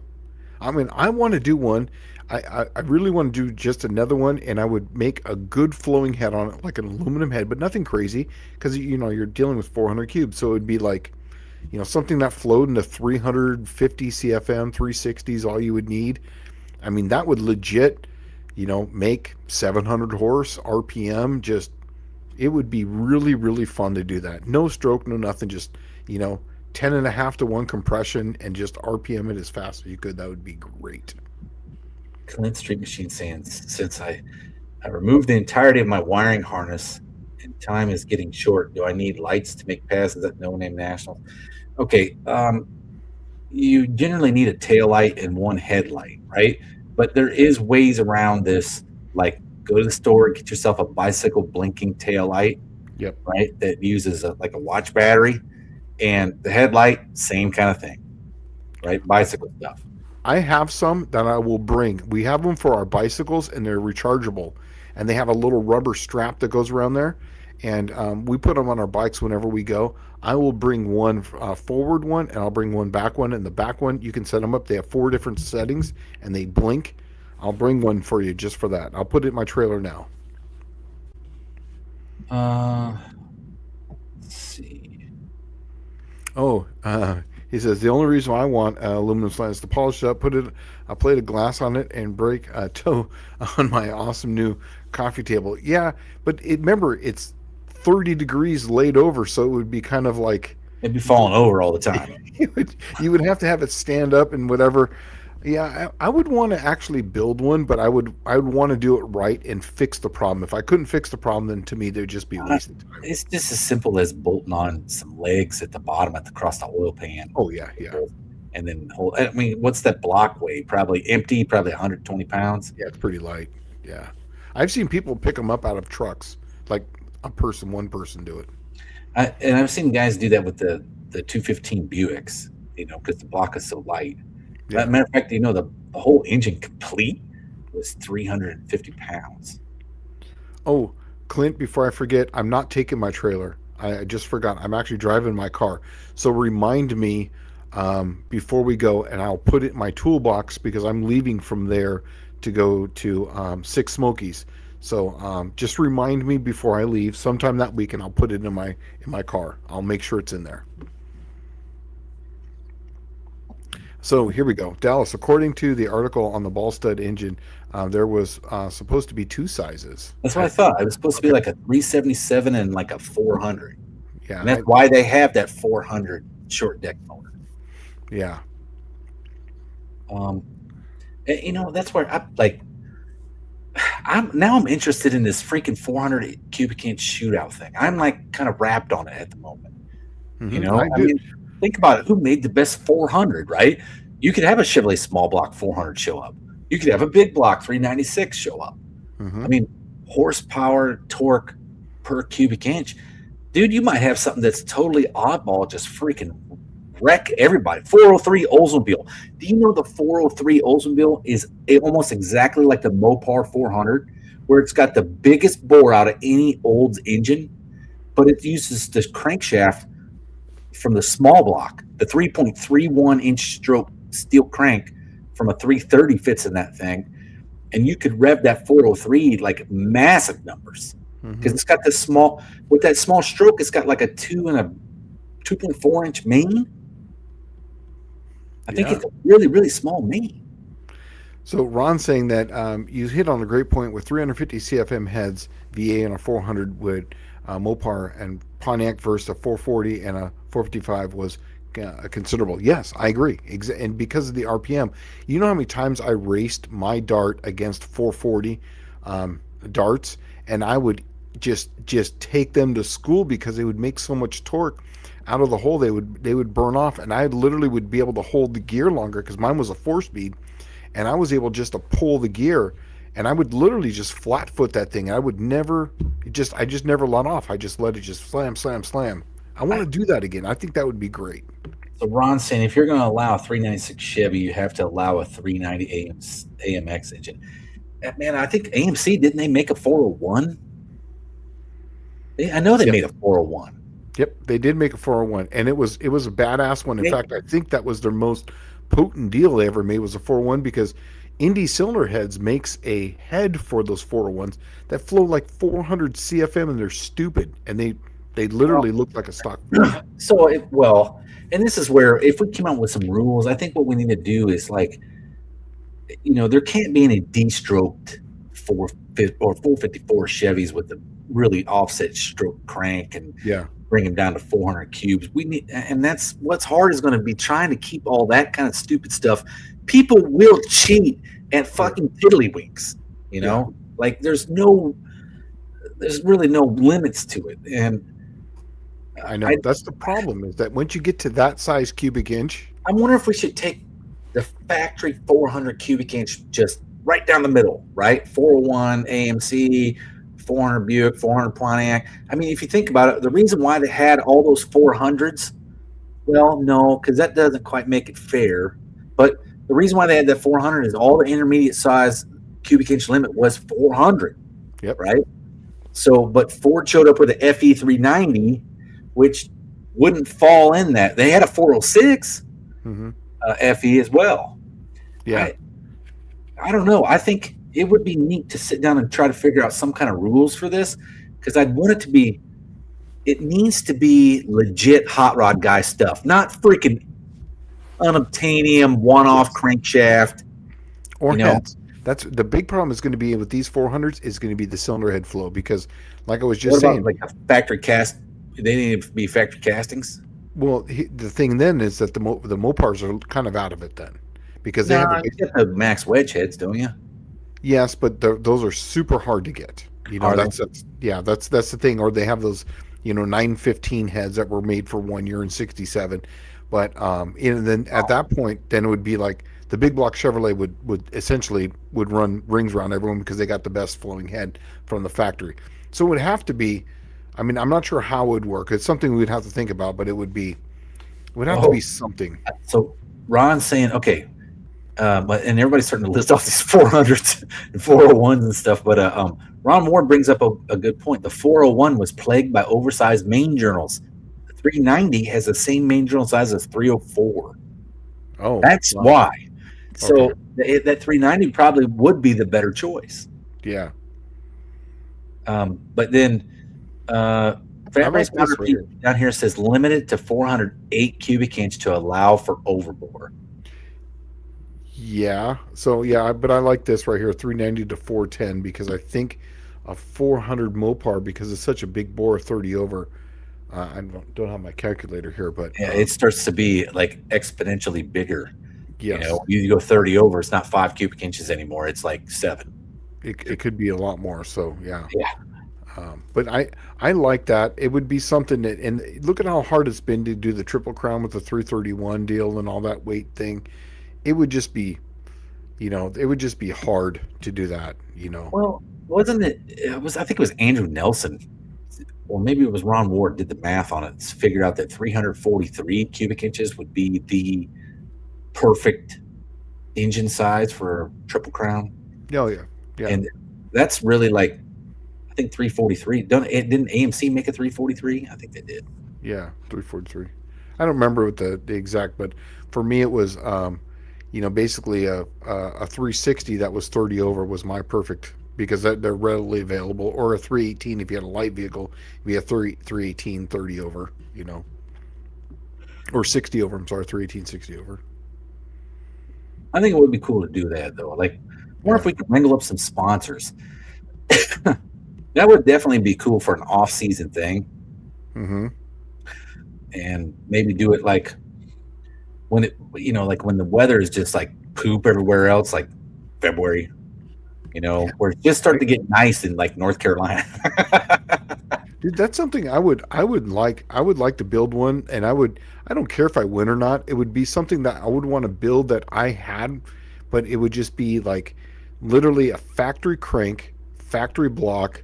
I would run just a little longer rod, so I'd run like a stroker piston, but I would just run a longer rod to take up for that, so I could raise the pin height on it, just to give a little bit more dwell up there. And I would run just an Edelbrock over-the-counter head that flowed right in that 350 CFM mark, and I'm telling you, I would run that thing. I'd be in the camshaft, it'd be somewhere in the 250, 260 duration at 50, solid roller. I'd make it even a flat tappet, so it has that sound. And I would RPM the crap out of it. Just have fun. Yeah. Well, Andrew Nelson saying the 403 Olds has a windowed main. I totally forgot about that. And then the blocks are glass. So I guess the smart thing would be get the 350 diesel Olds block and then make a 403. Yeah. Ron talked about this 343 AMC. Yeah, he says that would be the engine for Triple Crown. The bore big enough to throw a cat through, short stroke, small main bearings, and Indy cylinder heads, and a tunnel ram. Absolutely, yeah. The Indy cylinder heads they make for those that AMC engine, they literally flow just crazy numbers, and you're like, are you kidding me? Like we're talking 400 north CFM, like with doing not much. John Wilburn's poking in here, and he says, "What in the flat type is going on here?" We were talking about, since Andy's doing his Dyno Club, wouldn't it be cool if our group got together and we did like a 400 cubic inch shootout? That would be awesome. Right, where everybody just shows up with their factory 400 box and like, let's have at it. Let's let them eat. See what they do. Here we go. This right here, if this is true, right here, this guy right here would be a contender. He has a 400 and a set of 440-1 Indy heads. If that is true, that would be one to build right there. Get a 383 crank from Ron, raise, like I said, raise the pin, and you would have a contender right there. That would be awesome. You know, we could actually limit this too. We could limit it to a 750 carburetor. How about that? Oh, that would be kind of cool. Mm-hmm. If we limit it to a 750 numbers, like you won't be able to do the crazy RPM thing. But you could if you had the right. This is where the thinking comes in. If you did the camshaft correctly. Well, sure, you could do the NASCAR special where it's like, hey, I got a 750 CFM carb with a half-inch spacer with the plug missing out of the back and no vacuum caps on anything. No, not that. Dialed fat. you could do the camshaft because you just do all that type of restrictor style camshafts, which everybody knows about nowadays. They're in every single YouTuber. But if you did your camshaft right, you would do it. But it's still 750 CFM is 750 CFM, and that would limit the 8,000 RPM to right around 7,000. 7,500, and then we just put a limit on the RPM. Call it 7,200. Yeah, I mean that's. I don't. Everybody runs the same. I wouldn't want to see. Well, I wouldn't want to see an RPM limit because each one of these engines, they all got different bore, different stroke. They're going to have different characteristics, right? Everybody runs the same carburetor. There's a carburetor that you put on there, and then it's the same. It's the same carburetor. Everybody just uses it. That's correct. Yeah, that would probably be worthwhile. But you'd have to do a lot of pulls to get those things right. Well, I guess it probably would only be like 1 or 2 jet changes. That's right, exactly. Because they're all 400 cubes. They're all 400 cubes. Different camshafts are going to do different wave tuning, different exhaust, but essentially the cubic inches are going to be right around there. So it's going to be 1 or 2 jets up and down. That's about it. Yeah. What if your carburetor blows up their engine? That's on them. It won't though, because I have the lie detector 750 plus I have the 750 that you have, and I have a VRS 750. Got a couple of them. That 750 I let you borrow. Oh yeah, you already got it back, dude. Yeah, I know. That's what I'm saying. That's what I'm saying. Right, I have that. Okay. I have the lie detector. I have that 750 plus I have a VRS 750. And that thing, we took it out of the box and put it on the Easy 302, and it like literally had the highest number the whole day. It didn't do anything to it; just took it out of the box. Yeah, well, that's a good one. That's those when you have good carburetors, never get rid of them. Well, Andy was like, he put it on there. They started it up, and he adjusted all 4 corners and was like, "Damn, this thing's like perfect." Like, all right, let's see what happens. And it was like, holy crap. Yeah. Levi's saying that he would love to see our 400 guys in Triple Crown. Just give them a weight penalty. It doesn't matter much to me. If we did, it would be one of those things that we would have to, come around with some sort of weight, like 11 pounds or something, like 10 pounds per cubic inch or something then. Well, right now everybody's running at 9 pounds per cube, right? Yeah. And the problem with the 400 cubic inch guys opens the door for the 396 guy that's going to come in there and clean everybody's fucking clock. Yeah, that's why they get the 11 pounds per cubic inch. Yeah, and so the only reason we never did anything with that, okay, originally the Triple Crown was supposed to be 3 different classes, right? All of them running different weight breaks, all of them running different cubic inches. Yeah. Right? There was some overlap. But not much. I like Ron's here. Drop a 343 into an 81 AMC Sprint with a G-Force 5-speed. Dude, we've talked about this before. I really think that the killer one for this combo is the 2-wheel drive Cherokee. The 2-wheel drive Cherokee with Lexan plastic windows, because they're all straight up and down. You make them at home with a fiberglass liftgate. And this thing is probably sub 3,000 pounds. And it's got a straight axle. And AMC 343 in that straight axle Cherokee, you know what I mean? Two-wheel Oh, yeah. drive, power glide. Oh, that'd be awesome. Oh, my beautiful.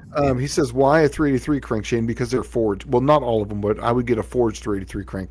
The 400, that, at least the ones I ever saw were only cast, and they just don't stand the RPM. I had problems with the 400 crank. That's the reason why I had to put a stroke in it, put a 440 crank in this, because I started getting some hairline fractures on it because I was RPMing the crap out of it. So the 383 crank is the forged crank, and I was able to power shift that thing at $7,000, and it was just money. It was awesome.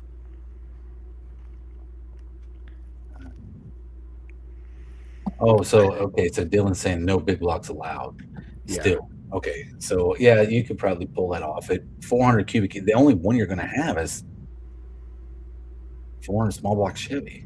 Well, no, because then you would have the stroker guys then. 408 Mopars. Yeah, I guess you could. Yeah, you're Yep. right. Yep. Yeah, you would have all the stroker guys. Yeah. So Let's see here. Wheelie King, 3 to 3 cranks for 71 were all Fords and lend themselves well to manual transmission as opposed to 400 cranks. Exactly, and that was the problem that I had. Is I had a 4-speed on my 400 crank, and there was a lot of work on the back, and I took a special bearing in the back, and it just the thrust on it would just I think that's what killed it was the thrust on the clutch, and it just started getting hairline fractures everywhere. oh, yeah, well, Danny Boyd's saying that the L78 396 Chevy is going to hold its own against most any 400. Yeah, but I mean, if you were all things considered being the same, like that 396, man, you knock its dick in the dirt by taking away that 11-to-1 compression, it's not going to be happy. Yeah. It's Oh, Wheelie King saying that most of the parts of the truck 400s with manual trannies had forged steel cranks. I did not know that. I'm going to be honest with you. I didn't know that. I have 3 sitting here. Being a truck guy, I guess I forget the car guys know 400s do have steel cranks. I didn't know that. I really had no idea. all right. And then Ron is schooling me on the AMC Spirit was 2,521 pounds curb weight. But Wow. it's a minimum of 3,000 pounds in the Triple Crown, right? But I was thinking that Cherokee is probably not super heavy. It's probably really close to that 3,000, and it's got a straight axle that's a tube. I'm telling you, that is the ticket. And that thing uses an S10 steering box, so you can just put a manual steering box in it. And you're 343. And I'm going to say this real quick that he says, see above. I have one a Mopar book, and I showed it when I was still in the closet doing these things when we first started this. It showed in there that the stroke was 4.120 for a slant 6, so it does have mistakes in it. But that Mopar book in there said that the only forged cranks with that stroke were in 383s, and it literally says in there that all of them had that they all had cast cranks. All 400s had cast cranks in there.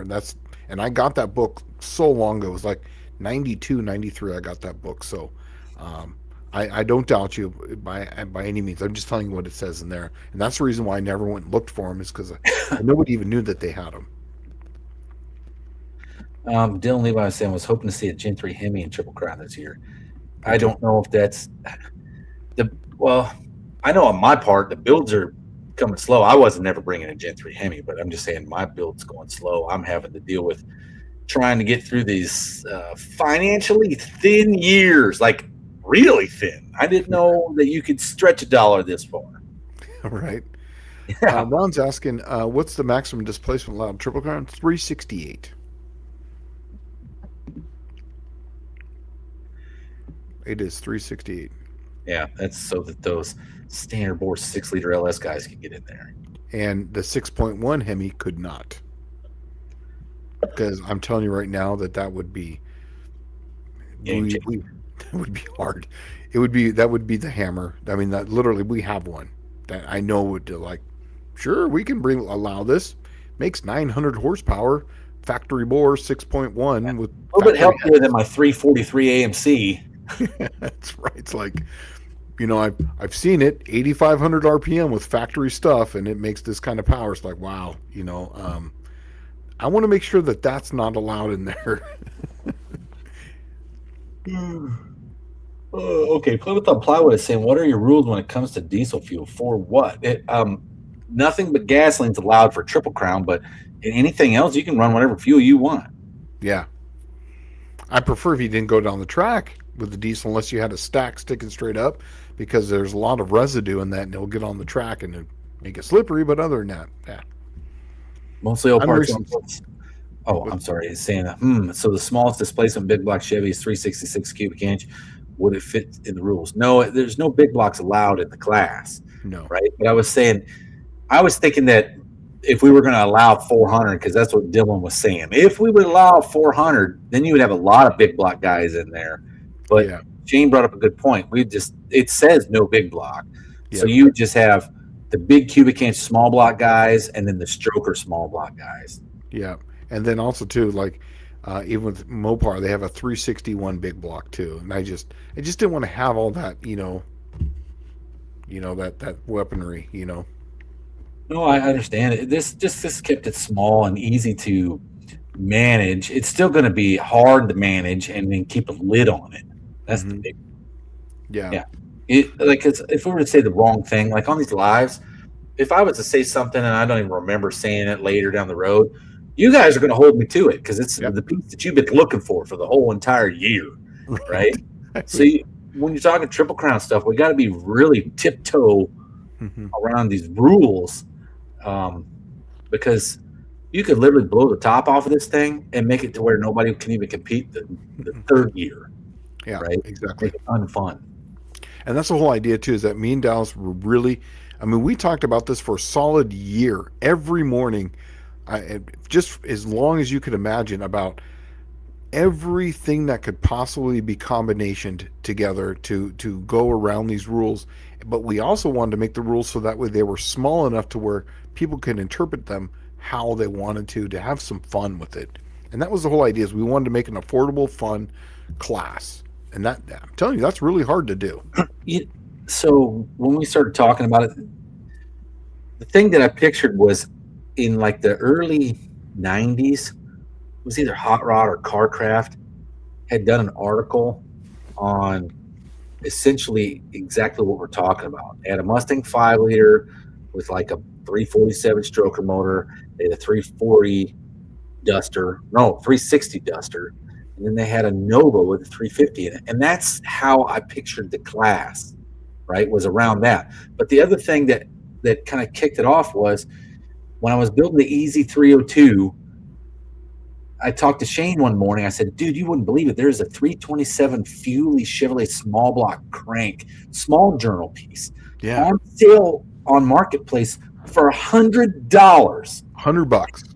And I'm like, back in the 90s, guys would have killed each other for that. Yeah, it's like $1,000 crank back in the day. People were they were just like, gotta have one, they'll do whatever.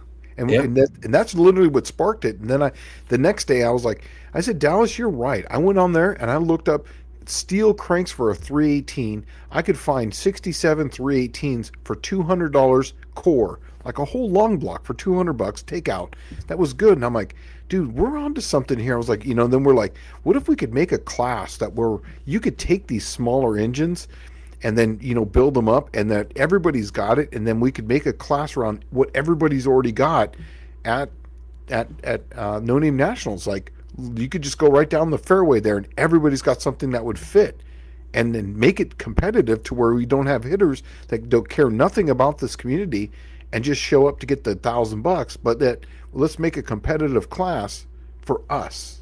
And that's hard. Yeah, that was the idea. So, and then Wheelie King said, I remember that series, Dallas, wasn't the Duster blue? It was blue. It was like a light blue color. And that was the series where I thought that was one of the greatest things that they had done. I don't know why it's doing that. Okay. But that was one of the greatest series that they had done, because it was like, man, it was just taking it back to basic hot rodding stuff, 360 out of a truck with a set of Magnum heads on it, and voila, there you go. Yeah. And, real simple, basic, fun. And that's that right around that time is when I came up with my recipe engines that I give to everyone now. I was building a ton of those because everybody was going to the Hemi, and these Magnum engines were showing up in the wrecking yard, and that's literally where I could get a takeout 360 for, I think it was $100. And you just and especially some of the ones that were coming from like the trucks coming from the Air Force or the Marines, they still had 360s in them. You could get those for $100. Yeah, but You just what was cool about those is like that they used, so the military used, they had contracts with the big three, okay, and if they needed new vans, they bought 40,000 new vans from Dodge, and they were all optioned the same, just different colors. Yep. And they'd have like 40,000 of them with a 360, what are the RE46 or whatever overdrive, and then they would have oil coolers, transmission coolers, heavy duty cooling, 355 rear end gears. It was like they'd have 40,000 of them. Yeah. You know, and so the neat thing is, being in a military town like San Diego, they'd all hit the junkyard about the same time. Yeah. And not only that too, but they would it was like every quarter, because they would spend money like every 3 months. So you would have the Marine Corps, you'd have the Navy, they would have the not the Air Force, but we had the we had the Coast Guard right there on Harbor Drive. Yeah, Coast Guard. Yeah, and then the Coast Guard. So they would all literally hit the at the every 4 months, and I'd go through there and I'd buy. Yeah, I used to have those things stacked up. I use this term. I used to have them stacked up like cordwood, and they were just all Magnum 360s. And then I even had these things with the EQ heads that you could get for $400. It was a EQ 318 head, which was better than the factory Magnum head, and you could easily make 430 horse with a 360. Those heads, camshaft, and some oiling mods that I did, and some little trickery and everything, but little magic dust. You could make 430 horse. You put a 150 shot of nitrous to that, you're making 500 and close to 600 horse. That's a low 11, high 10-second car that you can drive anywhere. And I sold the crap out of those things. Oh, dude, the cool thing about, so San Diego was a big Navy town. Norfolk, Virginia is a big Navy town, right? Us in the military, we had to know, because before it goes to the junkyard, before it's at the junkyard, it generally goes to auction. Before it goes to auction, it's at this place called DERMO, Defense, I don't know, Revitalization Management, something, maybe, I don't remember. It would go there to DERMO, and any other command in the Navy could just show up, or Navy, Air Force, whatever have you, reserves. They could come in there and just sign for it and just take it over. They just take the 1149 and own it, and then take it back to their command. If nobody wanted it, then it went up for auction on like those government GovPlanet auctions, and then it would go to the scrapper 99% of the time. And they would come in and buy, 40 of them at a time. And they would put all 40 in the wrecking yard. They would bring them out like, say, 5 at a time, and then let them get stripped for a while. But you could tell when you go to the junkyards in San Diego, you walk through the big 3 aisles. You got the Ford section, the GM section, and the Mopar section. Okay, and then it's got a foreign section. There's like bugs and Japanese cars, all that stuff. Anything that's foreign outside the United States. But when you go to the big 3 section, you can tell what era government vehicles they're at, because there'll be a line of them, and they'll all be like the same color. They'll all be like white. And in the next row, they'll be like blue, less taken apart, and they'll be all blue, right? I remember that. So now I'm not shifting gears here, but someone took my advice. So Dougster went to Home Depot today to buy his motor oil. Bravo! I saved $20 a container at when I buy my T6 Rotella 5W40 for 2.5 gallons. It's $59 at Home Depot, and it's $79 at O'Reilly's. So bravo! And he says that he saved $20 versus what I usually would pay at a local auto parts store, AutoZone. Screw the turkeys, man. I'm telling you, I do a lot of Home Depot hot rodding than you could ever imagine, because it's so much cheaper to buy it there. They're starting to carry. I get all my grease there, all my red tack. my Lucas oils, my Lucas oil sprays, my WD-40, my everything. I get it all from them because it's way cheaper, half the cost in some areas for that Lucas oil grease. The big one that you put in your container, it's half the cost as what it is at O'Reilly's. Oh, Danny Boyd saying all the GI's cars. There wasn't a lot of those at the junkyard. I mean, I guess they could be, but you would never really know. It just looked like a regular person's car, right? Yeah, he bought the 2 5-quart jugs at a time. Yeah, I'm telling you, it's yeah, they have the 2.5-gallon ones of that stuff. Oh man, Ron Ward saying that local Walmart had Valvoline VR1 on clearance for $19.99 for 5 quarts. Yeah, That's killer. Okay. I'm going to tell you something about VR1. Is that we have run it. I have run it, and I swear by it. Here's the thing about VR1: it doesn't have a lot of detergent in it, and how I know that is because it will build a slight black film on the bottom of your oil pan, no matter what engine it is. And what that is that's the blow by. It doesn't contaminate the oil; it just goes and settles in the bottom of your oil pan. The the Slant 6 one that I was running, because I was doing an oil test with them. I was running this VR1 when I was doing all these lifter tests, and it literally left a little black film on the bottom of it that I've never had before. This was the only time that I did VR1. I put a scope down in the Cookie Monster after I did pulled the plug out of it. Had the exact same black film on the bottom, not sludge. It's just a black slime film that you just can't get out. You put some diesel fuel on it, it will literally wipe right off, but it literally will leave it down there. Is it bad? Don't know. I took some and we're going to have it analyzed to see what it is, but I can tell you that I did find that in 2 of my engines.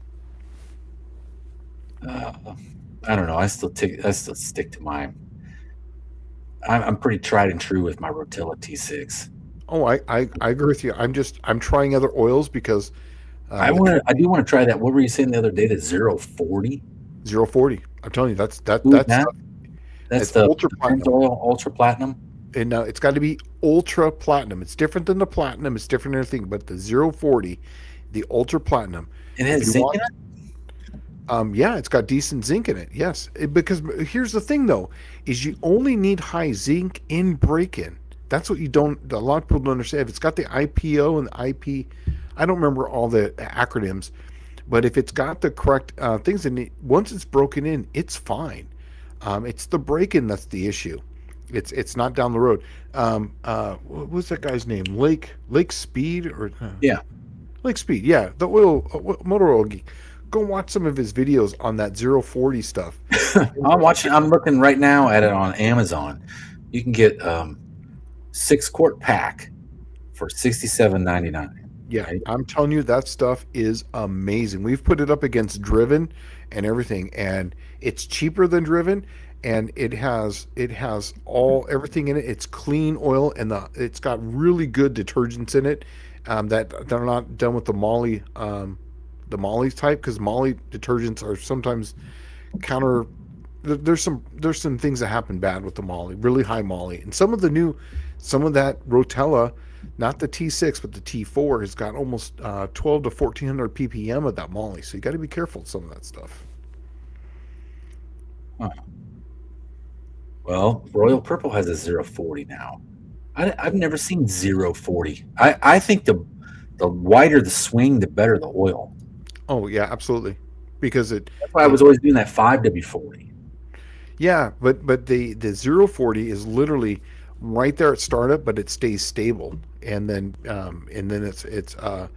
it's detergent and it's package that it's got in there. It's just amazing stuff. We've tested it. I can't release all of it. I don't remember all of it off the top of my head, but it's really, really good stuff. Okay, so here's a pretty good question, I guess. Mm-hmm.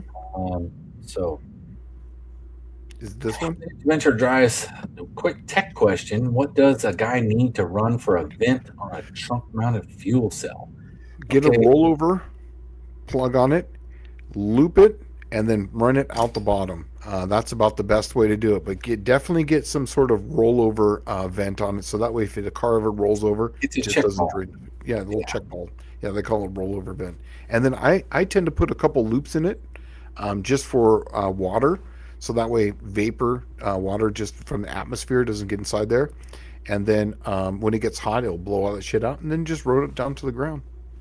It's pretty simple. Yeah. I usually do it out of the. You got to remember, this is not under any pressure, right? Yes. And it's just a vent outside the car. So Mhm. I usually run um, that cheapy aluminum fuel line. Yep. That's what I'll. All I do is get like something that's round and or like an exhaust pipe and wrap that stuff, like put 2, 3 turns on it, Hmm. and then pull it right off the exhaust pipe and put your compression fitting on the end, and then use your check ball valve. Yep. It's that simple. They're super easy. Yeah.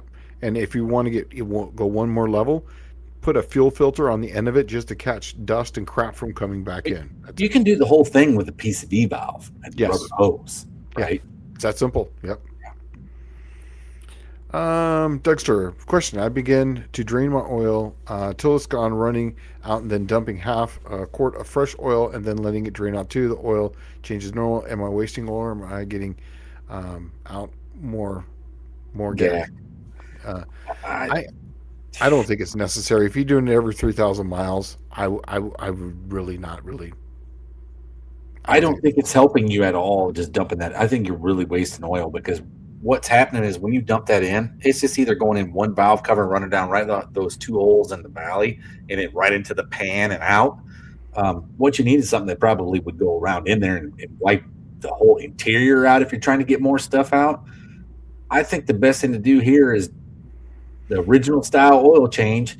And then once every 40, 50, 60,000 miles, do that diesel trick, It works. where you drain a little bit of oil out of it. All right, man, you don't even really have to. You could leave the same amount of oil that's in it. You're going to do an oil change, put 2 quarts of diesel fuel in it, right? And it'll overfill it, but you want that windage. You want the stuff splashing around in there. Yeah. Start it up and let it run for 15, 20 minutes till it comes up to operating temperature, and then just give it about 5 minutes at operating temperature. And then when you drain it out, it'll be black as night, and it'll be the whole inside of that engine will be super clean. It works. Michael Schmidt's asking a great question here. 040 oil. What kind of rod main clearances are you running? Use that oil safely. 08 means weight seems scary. Actually, the 40 is what you set it up for because even though zero means winter, that just means how it flows when it's cold. Yeah. So 40 weight is the thickness of the oil, even when it's cold, when it gets hot. So it reacts like a 40 weight oil when it's hot. So you would literally set them up just like you would normally do it. And I set my Slant 6 up for 275 and 3, and I'm going to run the 040 in it for this exact reason because the 0 just means it's going to flow like a 0 weight oil when it's 32 degrees or at 32, at freezing. Think of it like this: cold startup, it's going to have instant oil. Yep. That's what you're wanting, right? Yep. It's going to be the lightest weight of oil that you could get in a winter time atmosphere. And I'm by no means think I'm an oil expert, but basically, the 0 W means flow at cold. 40 means how it protects when it's hot. Just think that. So no matter what the lower number is, that's how it's going to flow when it's cold or at winter. And then 40 is how it's going to protect once again under things. So set up like you do a 40 weight oil, and I set up everything for 40 weight or 50 weight because that's what I've raced with. So that's how I do it. And if you're going to see like -20, you might not want to use a 0W40. No. You might want to go to something thinner. 020. Yeah, for the winter time because it is going to be like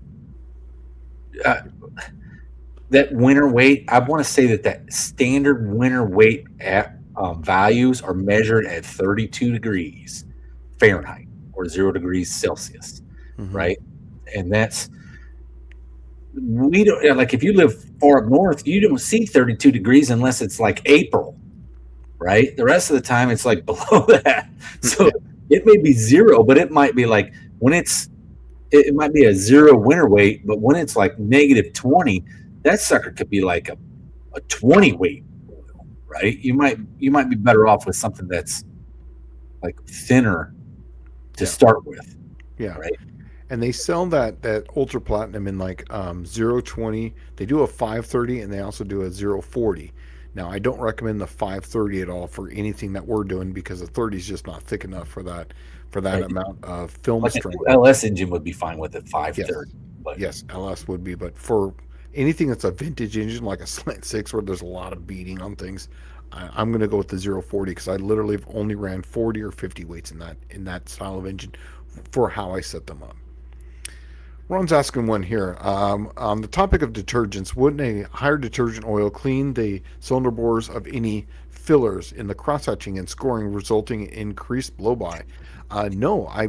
This is literally how I think that the fillers. Now, this is just my personal belief and how we've tested it at, and our findings that we've found, and this is our hypothesis of what we're finding, is that the fillers would be basically the black and the blow by that's literally in there filling it in.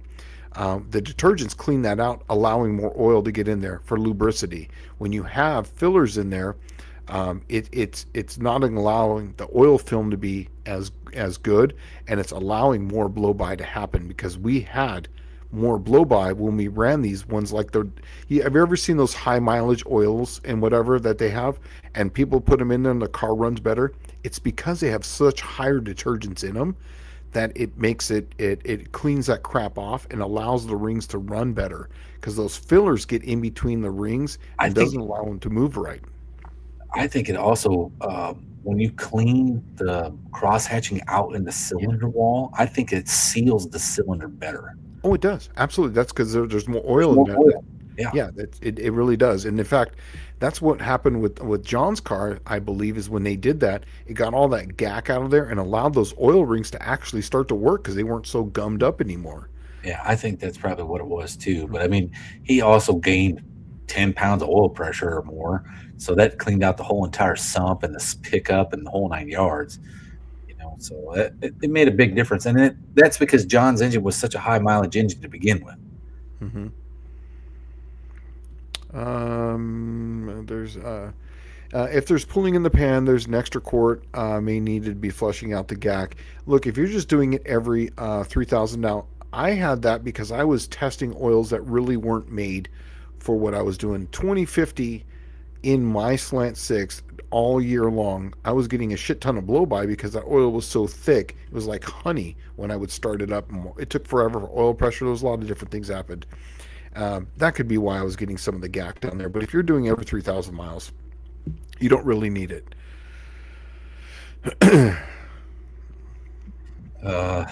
Yes, and I agree with this. If we're gonna do an oil changes, everyone this is the best way to do it. Do it when the oil's hot.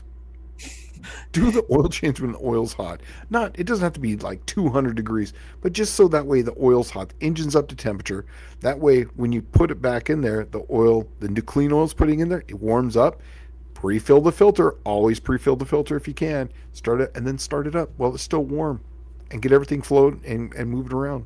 But yes, make sure it's hot. It's thinner. Gets out quicker. I have problems with that. Like I can't What's do that? I can't do that. Like I have a problem with it because I've done them both ways, and I'll tell you what I do know about that is Uh-huh. if I do it when the oil's hot, the wind will blow it all over the ground, and I will have no oil in the drain pan. It'll be all over the ground, right? So if you do, Moving your truck because it comes down so far, right? yeah, Okay, makes and sense. so Okay. and I'm like, I just started doing them cold and then just let it drain for 4 hours, you Hmm. know. So, but Yeah. it doesn't get the gack out as much as everybody would, but I don't think I got all that much gack anyway. I change the oil once a year. It gets driven maybe 10,000 miles a year, maybe. So that's about it. Dizzy's saying that kerosene or diesel, yeah, it dumps a half gallon not running, unplug it, it'll flush out a lot of gack. I've never really ran the kerosene. I've only used the diesel. But how I do it is I literally will drain out I will get the car up to temperature. This is how I told Dallas, get the car up to, so it's hot. Drain the oil out that's in the pan, or just a couple quarts or whatever. Fill that back up, just slightly overfill it. Start the car up. Do not rev it. Just let it sit there and idle. Let it for 5 or 6 minutes, and then when you drain that thing out, it's literally clean, and you can see the crap that comes out of it. Most oil parts are on board says I've been chastised for using 10W30 instead of 20W50 in my 440. People claiming the thicker oil offers better protection. The 1030 has 90 plus psi at startup. I can't imagine 2050 psi at startup. Okay, this is something that you run into. This debate is probably endless for older engines, right? But most engines made after probably 1960 were primarily meant for 1030 oil. If you look at the factory tolerance numbers, they're ridiculous, and you wouldn't even run those today and stuff. That was high performance, right? Because they'd have like 6/10,000ths of clearance for minimum clearance on a rod bearing, and it's like it was meant to run on 1030 oil, right? And that clearance is really, really tight, but you got to think it would last so much longer if the tolerance is watertight like that. Now, the tolerances that most everybody runs today is the rule of thumb is like whatever the rod journal size is. If it's a 2.5 inch rod journal size, you run 2.5 thou, right? Thou per inch, yeah. So in that case, a 2050, I err on the side of caution, and I run a 1540 or a 540, and then it kind of just takes up all that extra slop. But I still do that same clearance thing where it's however big the journal is, it's a thou per. Yeah. So, and Ron, I'm with you on this. 1030, I typically like the 1040 because I like the little wider spread. Just because when I lived in California, it got really hot going across the desert, and I've seen oil temperatures really hot. So I just know I built so many engines in that 1040 range for that clearance. That's why a lot of my notes are for 40 weight oil, just for my clearances. But here, I'd be totally fine running a 1030, or I'm going to be running a 040 in this thing. Yeah, it's totally fine. I was just running a 2050 for test purposes, and I didn't like it. I like the instant oil pressure. That's what I like about it. The thinner oils, you have instant oil pressure. Yeah, you don't have the startup and the knock. If they're going to sit for a long time and you're going to do a lot of startups to where it's been sitting for a couple of weeks, 1030 oil is probably ideal. Yeah, right. Maybe even a 530. But if it's something that's like you're doing a lot of towing, it's under heavy load for long periods of time, that's where those thicker oils come into play. Or the other thing is, if you're like Dylan Levi and you're putting a lot of boost to something and making a shitload of horsepower with a lot of RPM, 2050 is the way to go. And the reason why we run 2050 in the Cookie Monster is because shit ton of nitrous.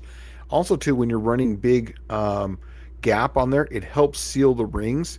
And that's why this next statement is absolutely the truth, is that I've seen dyno tests where fairly fresh engines made more power on 2050 versus 1030. And that is because it helps the ring seal better. Literally just helps it. There's an entire episode of Engine Masters dedicated to this right here. Yep. This comment where I want to say it was 15 horsepower is essentially what they were seeing. Numbers. It's true. But see, the thing is, though, is that on a dyno and whatever, that's an ideal condition. When you're under the hood, you're starting this thing up, you're shutting it off, and most of your wear comes on startup. So that's the reason why I tend to run the thinner oil on startup for that exact reason. And my daily drivers, I try to get as much spread on the oil as possible. I want it there instantly. I want to protect like this for this heat. Well, that's why I was all geeked out about the 040. Because Yeah. it's like literally like a huge spread. That's the biggest spread I've ever heard of one. Yeah, and O'Reilly's has it on the shelf, and I'm going to go, and that's where I'm going to get it, because I like having oil to where I don't have to order it in. So I'm going to be running that in the green car. I'm going to break the cam in and everything on that stuff right there. Oh, and here's something that right below the Dougster's saying indirect from what I've read, the 530 will mess with the MDS stick with the 520. If you're running in like multiple displacement setup crap, go with the manufacturer's recommendation. Do not do anything different. Because those valves are designed for a certain weight, oil at a certain thickness. I have seen specifically lifters. If you run a 1030 in them, they're quiet. You run a 1540 in them, they're hammering loud. Yeah. And it's because of the size of the oil hole, right? That it allows it to fill better, or it doesn't feel as good at all, and it just clattering and they're clunkety, and it's one oil change or one oil viscosity change in there, and it goes from being a normal engine to a loud clunkety turd. Yeah. Um, yeah. Also, too, you got to think of a couple other things too. Is that it's not just weight, but it's temperature too. You know, as far as how that thing gets there, and when it goes through these orifices. So, like on your MDS systems, if you have a 1040 and it says it wants a 1030, that you're having to have that much more thicker oil that's got to go through there. So it's going to require more pounds per square inch to move that valve than it ever did before, because that oil is thicker, it's heavier, and it's going to create a lot more resistance. So it's going to be harder to move that MDS system for that reason. Clayton's Toolbox down here at 853 says, I've heard some guys use big main clearances and high RPM drag engines like 45 thousandths. That's he means 4.5. 4.5 thousandths, right? Yeah, it's true. Absolutely. In fact, Yeah. a lot of the alcohol guys that are running that, they'll have them at 5 thousandths, 6 thousandths of gap. There's some top fuel guys where I built an engine for them. I think it was 5.5 thou gap, because they're running like they're just running the oils like honey, and they have massive gaps on them. They have, like, you know, between aluminum rods, they'll have like, say, 50 thousandths of side load gap for that. Just allow that shit to flow out. Yeah, but you're talking methanol and supercharged, right? Yeah. Or just big RPM stuff like the used to be small cubic inch, high RPM. They always used to use pretty large clearances. That came from way back in the day. Rear Morrison said in like an interview in National Dragster, like 1979, right? That if you build an engine loose, nobody knows. But if you build one tight, everyone knows. Yeah. Also, too, this comes down to the thing that Dallas and I tell you all the time. I could care less about PSI. I care more about volume. Let the oil move, because it does not only cool it, but it also keeps it moving. And I'd rather have a volume of oil going across there than pounds per square inch, because that just means resistance to flow. But at what volume? You don't know. If you can set up the volume, that's why I open up everything. Just allow that oil to move through, because right off of idle, the oil pump's going to be in bypass anyways. They're way over pumped than what they really need to have. And you just let that thing flow across there. For what we're doing in the RPM levels that most of us do, it'll work just fine. Dakota's timeout is asking, we're getting down to the wire here. He's asking, so 1040 for daily drivers, we were talking, get the largest spread you can. Yeah. For daily driver. 040 that's the largest I've ever heard of. So I would run that. But what is the reason for straight weight oils? Okay, straight weight oils used to be, like, you can't hardly find them anymore. They're difficult to actually come by. Yeah. But straight weight oils used to be super high detergent, and they used to be like, if you had a smoked motor and you would run like something that had main bearings pretty wore out, you would run a straight weight oil in them, because when you start them up, that 30 weight straight weight is still 30 weight. Yeah, and it isn't hammering. And they were looking for clean on those things. Yeah, and a lot of those older engines, like they had the straight weights, a lot of people would warm them up before they started them up. And the reason why I went to the multi-grades is for this, because a lot of people were starting them up colder in the morning and then wanting to drive them instantly. Straight weights, you got to start them up, and you got to let that thing warm up. You got to let it warm up. It was not uncommon to see 100 pounds of oil pressure on 30 straight weight. Yeah. Well, guys, with that, man, we're getting it's right at 2:00, but I'm still 2 hours. Yeah, huh? Not 2:00, 2 hours. I'm at 2 hours. I'm sorry, I'm getting tired. Yeah, I'm sorry, it's been 2 hours.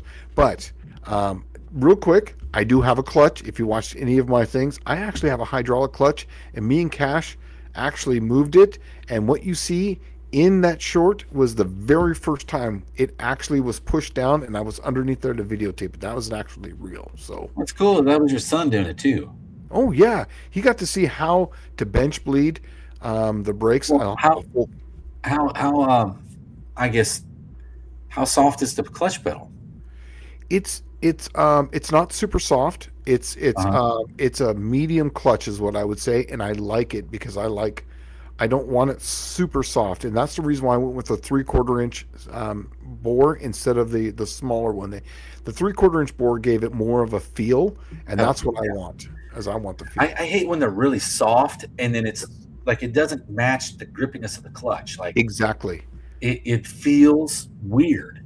This feels like my.